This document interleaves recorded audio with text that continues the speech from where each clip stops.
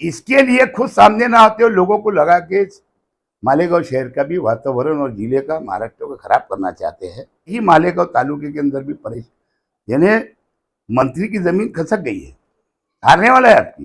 देख रहे हैं अब तक न्यूज चैनल। आइए दर्शकों, एक बार फिर आपका स्वागत करते हैं अब तक न्यूज पर। मैं जाबिर शाह एक बार फिर आपके बीच एक ऐसी खबर लेकर आया हूं जिसमें कल मालेगांव शहर के माजी आमदार शेख रशीद, इनकी पत्रकार परिषद हुई जिसमें एक तीर कई शिकार करते हुए इन्होंने अपनी राजनीति चली है। मालेगांव शहर में 2 रोज से महानगर पालिका के गेट पर कांग्रेस पार्टी के सदर एजाज बेग घर पट्टी को लेकर आंदोलन कर रहे हैं, तो वहीं मानसून इजलास जारी है जिसमें मालेगांव शहर AMIM यानी कि मजलिसे इत्तेहादुल मुस्लिमीन के MLA मुफ्ती मोहम्मद इस्माइल ने हाउस में आवाज उठाई है, हाउस में अपनी बात को रखा है और वहां से आने के बाद मालेगांव में उनका एक इस्तकबाल हुआ, एक सत्कार हुआ, जहां पर उन्होंने माजी आमदार के घर के लोगों को निशाना बनाते हुए कहा है कि हमें भी सबके घर पता है और हमें भी सबका घर मालूम है, तो कोई हमारे भी कार्यकर्ताओं को डराने की कोशिश ना करे।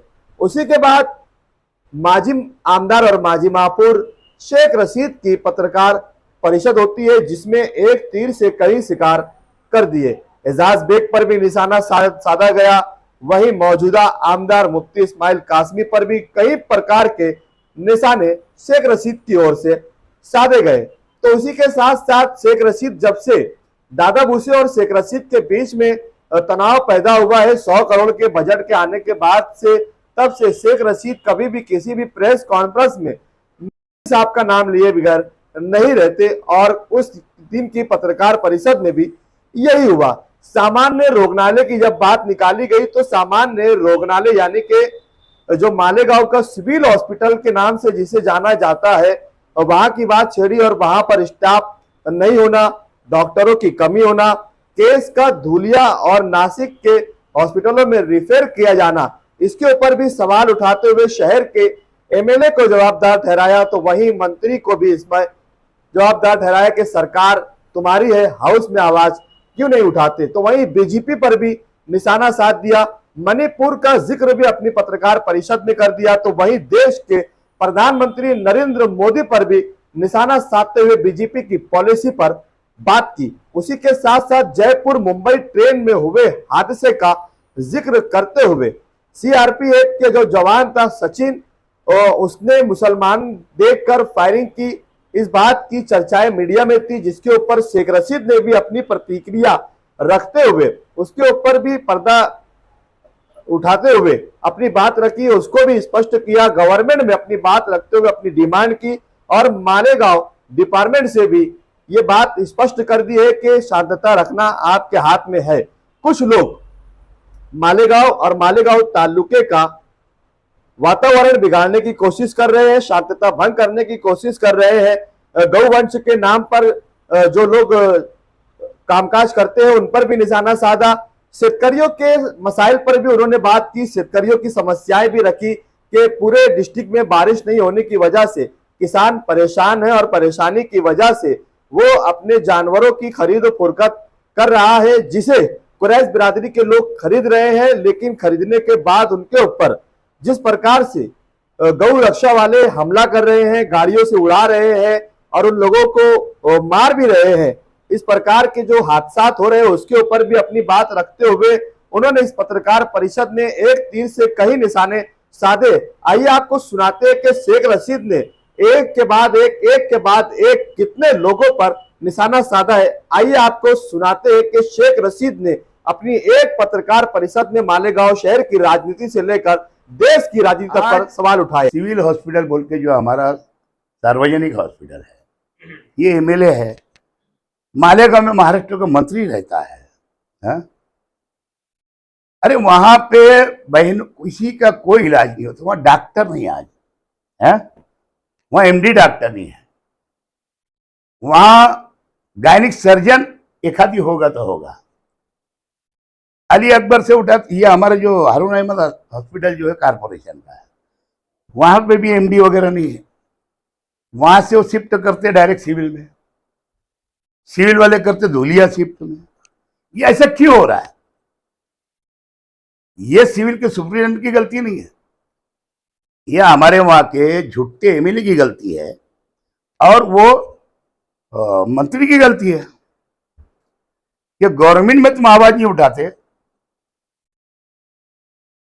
गवर्नमेंट में आवाज उठाना चाहिए कि यहाँ स्टाफ कम है, स्टाफ दो। गरीबों की मोदी जी ने वो 5 लाख वाली स्कीम वो निकाली, और ये तो गवर्नमेंट के हॉस्पिटल है। आयुष्मान स्कीम क्या है वो, है ना? हाँ, आयुष्मान भारत।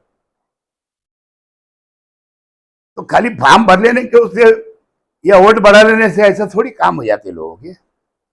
अभी फालतू में वहां बैठे बाजी में 2 टाइम, अभी आपने बताया, एक टाइम तो मैं देख कर आया घर पे हाउस में बैठे हैं।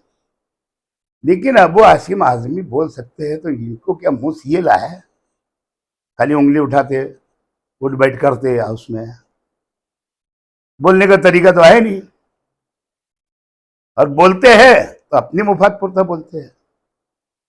ये वहां नहीं बोले जा रहा। अभी एक घटना घड़ी, जिस दिन मैं अभी बम्बई जा रहा था परसों 3 दिन पहले, तो मैं ये हॉस्पिटल के पास गर्दी देखा, कुरैश बिरादरी खड़ी। बाद में मुझे समझ में आया कि कुरैश बिरादरी जानवर ला रही होगी या व्यापारी जानवर लाते हैं ना। शेतकरी भी तो परेशान है, अपने पूरे डिस्ट्रिक्ट में पानी नहीं है, शेतकरी की भी परेशानी है। शेतकरी क्या करता है, जब जानवर अगर जैसे कमजोर हो गया तो बेचता है। गवर्नमेंट ने ऐसी स्कीम लगाई नहीं कि भाई तुम बेचो मत, हमको दे दो और पैसे हम ले लेंगे। जाहिर सी बात, शेतकरी बेचता, व्यापारी खरीदता। लेकिन ये इलीगल तरीके से, गौरक्षा वाले नहीं है वहां, दूसरे लोग पकड़ते हैं आजकल, पीछे से मार देते हैं गाड़ी, लोग जख्मी हो जाते हैं। कई वारदातें हो गई। इसके पीछे ऐसा है कि जैसे अभी अपन देख रहे हैं मणिपुर के अंदर इतनी हालत खराब है ना? 3 महीने हो गए आज तक वहां हमारे देश के प्राइम मिनिस्टर जाने को तैयार नहीं है। कई 1000 लोग मर गए, कई 100 लोग मर गए। वहां इज्जत लूटी जा रही है बहनों की। अभी बाजू में हरियाणा के अंदर 3 दिन से दंगल चल रही है। ये पूरे देश के अंदर एक प्लानिंग है। बीजेपी की जमीन खसक गई है, इनको डर लगती है, इसके लिए तोड़फोड़ चालू है पूरे देश में। और दंगल कराने की सिस्टम उनकी ही ज्यादातर मंशा रहती है, ताकि हिंदू मुसलमान हो जाए, बौद्ध हिंदू हो जाए, आदिवासी हिंदू हो जाए, ईसाई हिंदू हो जाए। इस तरीके का माहौल देश के अंदर खराब करके रखे है। अरे इतना खराब हो गया कि सीआरपीएफ का आदमी, रेलवे पुलिस इतनी डेयरिंग, 4 को गोली मार देता है। बोले देश यानी मोदी और योगी चला सकते हैं? यह क्या तरीका है? यानी क्या जहर घोल रही है बीजेपी देश के अंदर। और यही मालेगांव तालुके के अंदर भी परेशान, यानी मंत्री की जमीन खसक गई है, हारने वाला है आपकी। इसके लिए खुद सामने ना आते हो, लोगों को लगा के मालेगांव शहर का भी वातावरण और जिले का, महाराष्ट्र को खराब करना चाहते हैं। मैं सरकार से भी विनती करूंगा, कलेक्टर से भी विनती करूंगा, मालेगांव पुलिस डिपार्टमेंट और जिला एसपी से भी विनती करूंगा कि ये चीज को रोकना चाहिए। ऐसे गुनहगारों के ऊपर गुना दाखिल होना चाहिए और सख्त होना चाहिए।